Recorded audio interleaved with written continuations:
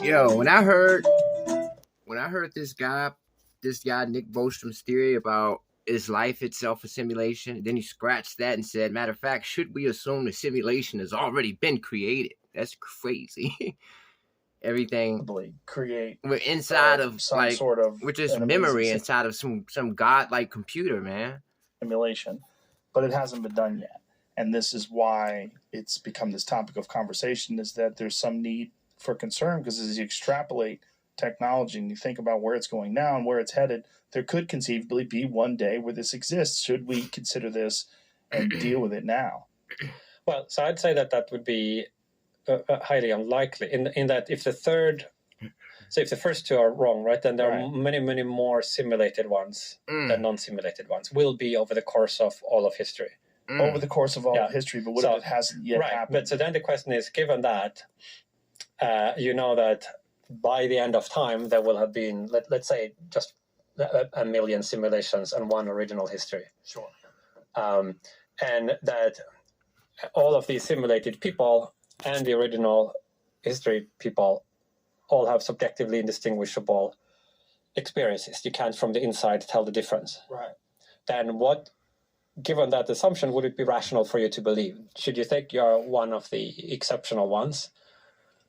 Or should you think you're one, amongst the larger set, the simulated ones? Or should you think that it just has not happened yet? But that would be equivalent to saying that you would be one of the non-simulated ones. He's basically asking, how would you know if we're not in a computer simulation? And computer simulation, I think, is a synonym because whatever it is that he's talking about is above our understanding. So that's just the way that our human minds make a concept of it. But this dude is basically saying, how do you know it hasn't happened? He's basically saying we're in a simulation. He created the theory, the simulation theory.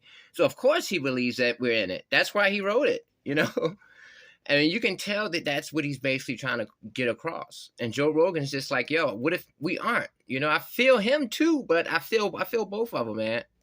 Hold on. You're talking about in the universe.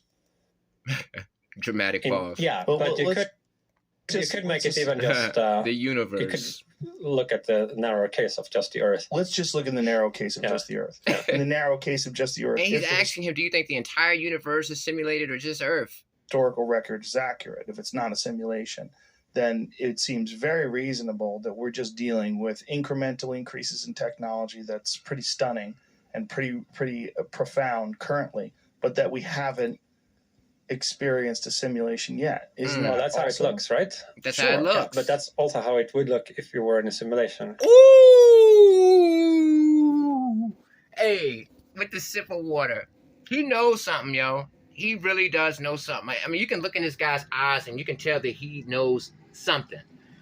That's why he hit that water, because he really wants to let us know what time it is. Because you probably he stumbled across some top secret, but he can't put it out there. He has to give us hints.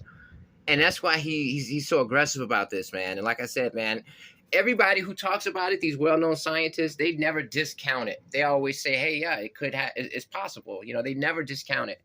And I'm not going to speak too much on this topic because we are on YouTube, and if we're in a simulation, you know what I mean? They don't want you to know, So yeah, man, this is crazy. Peace.